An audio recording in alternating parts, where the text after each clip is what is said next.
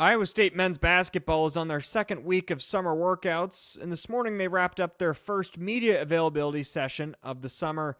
TJ Otzelberger talked about the importance that the five returners, Taman Lipsy, Milan Momcilovic, Joshua Jefferson, Nate Heisey, and Cade Kelderman, have had on the 9 newcomers. Those 5 have influenced the others in getting acclimated to the not-so-easy system in Ames. One guy I want to focus on is Utah Valley transfer guard Dominick Nelson. Nelson is the reigning WAC Conference Player of the Year and has left a very good quick impression on the program. He brings a ton of spirit just on both sides of the ball. He's lengthy, he's athletic. That allows him to do things defensively and offensively.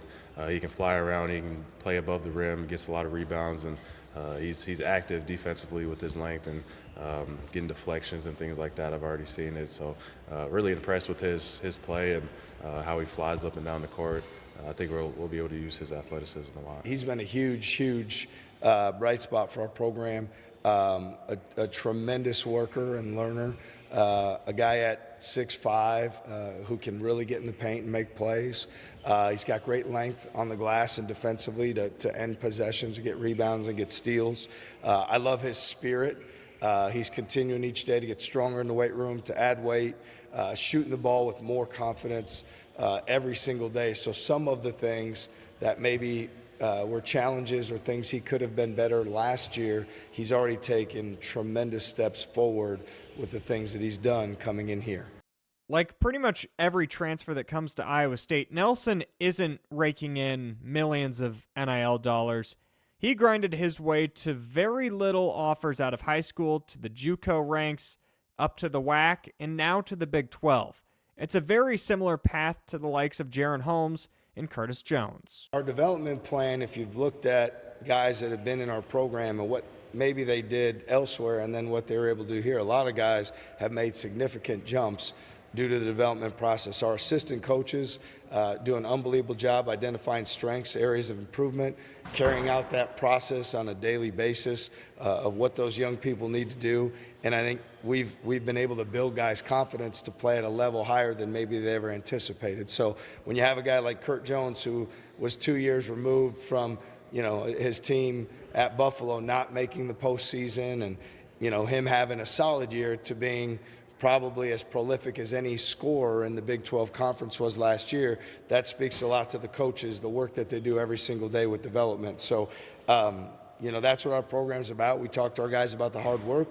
We've seen guys get better. We've seen a lot of guys come from a mid-major program and produce more in the Big 12 against the level of competition that we play as a result of their hard work, their dedication, and our coaching staff is really elite in their ability to teach and develop. That was one of the main reasons I also chose to come here. I mean, the development piece, that was the biggest part.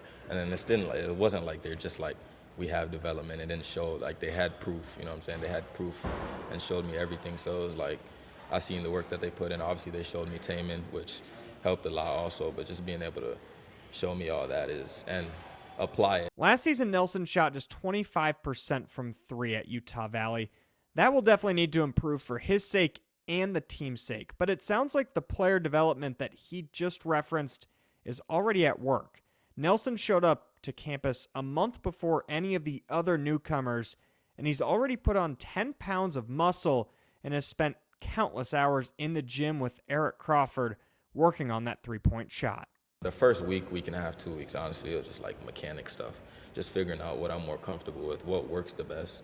And then after, I just started getting used to it, repetition, and then doing a lot of footwork stuff just so I can have a better base, feel more comfortable. And like at my point right now, I feel like I'm super comfortable. I mean, I feel like if you ask Coach Crawford, he'll also tell you, it's been a grind. Like it's been frustrating days where it's like, can I just make shots? You know what I'm saying? There are days where I'm off, but now I feel like I'm really comfortable. Obviously, I still have a long way to go. I'm never going to be satisfied, but I just feel like that helped a ton. And just doing all that stuff has prepared me now, and imagine where I'll be at the end of the summer. Imagine where I'll be when the season comes. So it's exciting. Just after spending one morning in Ames, it definitely seems like Nelson is going to be a key player this season.